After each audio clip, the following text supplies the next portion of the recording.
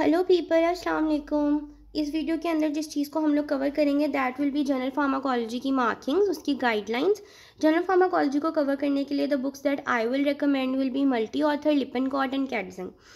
जो multi author है इसको आपको ख़रीदने की ज़रूरत नहीं है, क्योंकि इससे हम लोगों ने सिर्फ जनरल फार्माकोलॉजी के कुछ टॉपिक्स को कवर करना है। उसके बाद कहीं पे भी हमें मल्टी ऑथर यूज़ करने की ज़रूरत नहीं पड़ती। इसलिए मल्टी ऑथर की PDF डाउनलोड करके वहाँ से वो छोटे मोटे टॉपिक्स वहीं से आपने कवर कर लेने हैं। पहले हम मल्टी ऑथर को देख लेते हैं कि उसमें से कौन से टॉपिक्स हमने कवर करने हैं। मल्टी ऑथर से हम लोगों ने जो टॉपिक्स कवर करने हैं, मल्टी ऑथर के पेज नंबर 6 के ऊपर कुछ डेफिनेशंस लिखी हुई हैं, कोई 7-8 डेफिनेशंस हैं।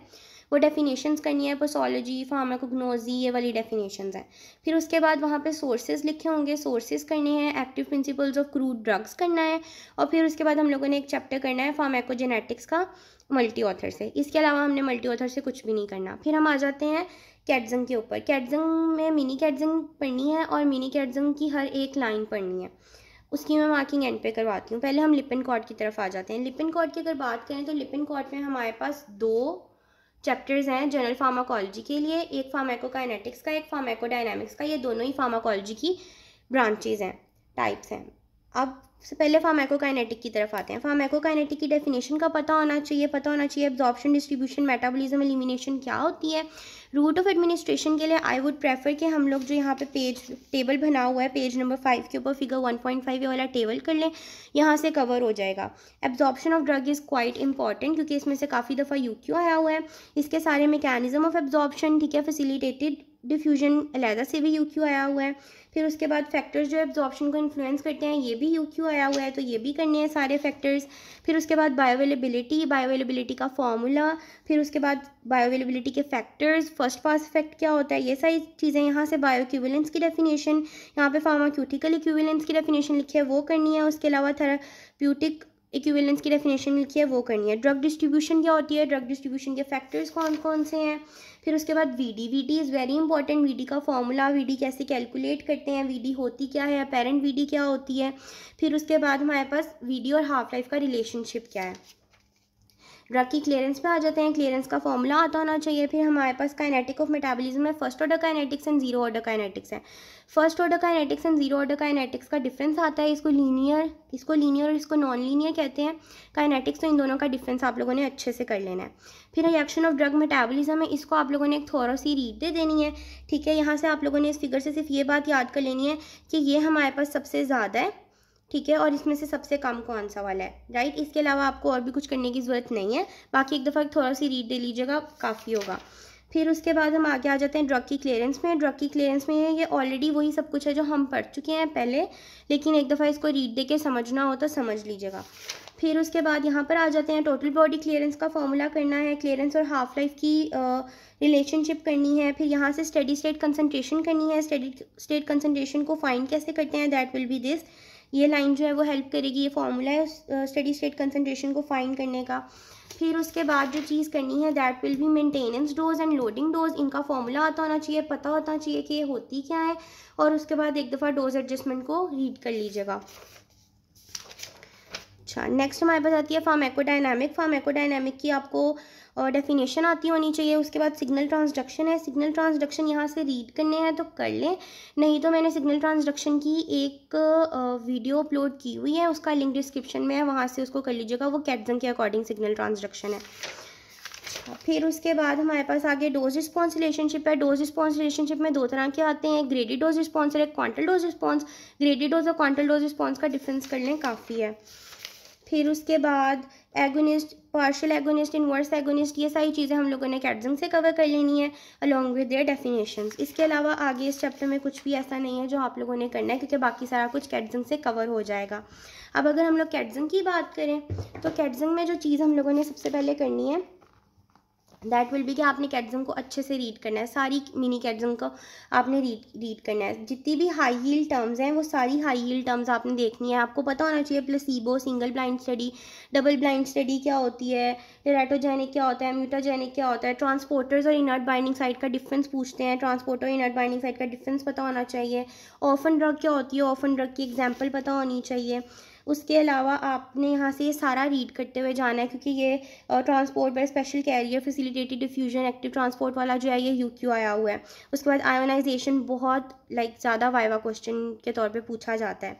एब्जॉर्प्शन ऑफ ड्रग UQ है, ये हम लोग लिपिन से कवर कर चुके हैं, पर एक दफ़ा आपने यहाँ से इसको रीड ज़रूर देना है। Same goes for distribution of drugs, वो भी हमने लिपिन से कवर कर लिया, लेकिन आपने यहाँ से रीड ज़रूर देना है। Routes of drug administration UQ है, हमने इसका डब्बा वहाँ से डिटेल में किया है, अगर ये वाला भी रीड करना हो तो एक दफ़ा ज़रूर कर लीजिएगा। फिर हमारे पास मेटाबॉलिज्म ऑफ ड्रग्स के अंदर हम लोगों ने काइनेटिक्स पढ़ी थी, first order kinetics, zero order kinetics, right. First order और जीरो ऑर्डर काइनेटिक्स का आपको डिफरेंस पता होना चाहिए, और ये इनकी ग्राफ्स बने हुए हैं, तो डिफरेंस के अंदर आप ये दोनों ग्राफ भी बनाएंगे। फिर उसके बाद आगे आ जाते हैं ड्रग डेवलपमेंट। ड्रग डेवलपमेंट का टॉपिक पिछले साल ही ऐड हुआ है, तो इसलिए इससे पहले इसमें से कोई क्वेश्चन नहीं आया, तो देर आर बहुत हाई चांसेस कि इसमें से कोई क्वेश्चन आ जाए। तो आपने ड्रग डेवलपमेंट के अंदर एक दफ़ा सारा रीड करके समझ लेना है। एट दी एंड आपको ये बस ये फिगर आती होनी चाहिए। इस फिगर के बाद आपको ये FDA rating of drug safety in pregnancy पता आता होना चाहिए, आपने टेबल याद करना है, ठीक है। और फिर उसके बाद यहाँ से आपको ऑर्फन ड्रग्स पता होना चाहिए, ऑर्फन ड्रग की एग्जाम्पल आती होनी चाहिए, प्लेसीबो पता होना चाहिए, प्लेसीबो की एग्जाम्पल आती होनी चाहिए।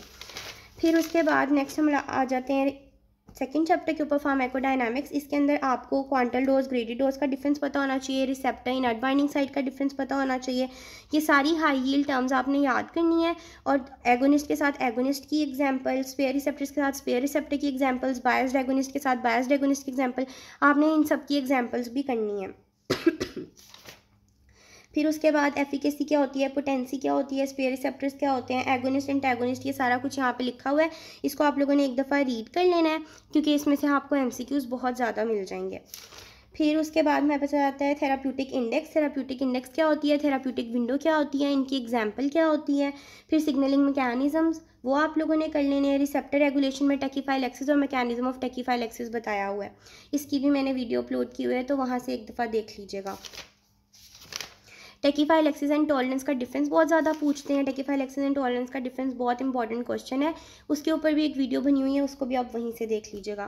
फिर आ जाते हैं फार्माकोकाइनेटिक पे। हाई यील्ड टर्म्स तो करनी है और बाकी सारी थोरली रीड तो देनी है। VD का फॉर्मूला आता होना चाहिए, क्लियरेंस का फॉर्मूला आता होना चाहिए, हाफ लाइफ पता होनी चाहिए, हाफ लाइफ का फॉर्मूला आता होना चाहिए। बायोअवेलेबिलिटी क्या होती है, ये वाली डायग्राम लिपिन में भी मैंने आपको दिखाई थी, ये UQ है, ये आपने करनी है। एक्सट्रैक्शन क्या होती है, डोजेज रेजिमेंट क्या होता है, मेंटेनेंस डोज, लोडिंग डोज क्या होती है, थेराप्यूटिक विंडो क्या होती है, ये सब कुछ आपने यहाँ से करना है। फिर उसके बाद ड्रग मेटाबॉलिज्म के चैप्टर पे आ जाते हैं। इसकी हाई यील्ड टर्म्स देख लीजिएगा। उसके अलावा आप लोगों ने इसका table 4.1, table 4.2, table 4.3 is a UQ, ये आपने करना है, और टेबल 4.4 भी UQ है, वो भी आपने करना है। उसके अलावा आप यहाँ से बाकी इंजाइम इंडक्शन, इंजाइम इनहिबिशन और inhibitors of intestinal P glycoprotein, और पी ग्लाइकोप्रोटीन इन रियल होती क्या है, आपको ये सारा कुछ पता होना चाहिए। जो फार्माकोजिनोमिक्स का चैप्टर है उसको आपको रीड करने की ज़रूरत नहीं है, बस इसके एक दफ़ा एंड पे MCQs देख लीजिएगा। इस चैप्टर में से अभी तक कुछ भी नहीं आया, और बाकी फार्माकोजेनेटिक्स तो मल्टी ऑथर से कवर करनी है। इसी के साथ हमारी जनरल फार्माकोलॉजी की मार्किंग्स ख़त्म हो जाती हैं। जनरल फार्माकोलॉजी की अगर मैं वेटेज की बात करूँ तो प्रॉफ में जनरल फार्माकोलॉजी में से 2 SCQs आते हैं और 8 MCQs आते हैं, तो इसकी वेटेज अच्छी खासी है, इसलिए आपने इसको साथ साथ ही कर लेना है।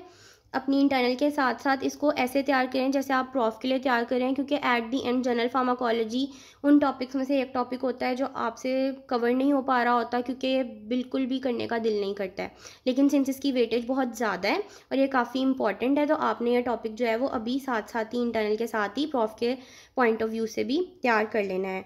बाकी मैंने इसके डिस्क्रिप्शन में कुछ लिंक्स ऐड किए हैं, वो जनरल फार्माकोलॉजी के कुछ इंपॉर्टेंट टॉपिक्स की ही शॉर्ट वीडियोस हैं, तो उनको भी वहाँ से देख लीजिएगा।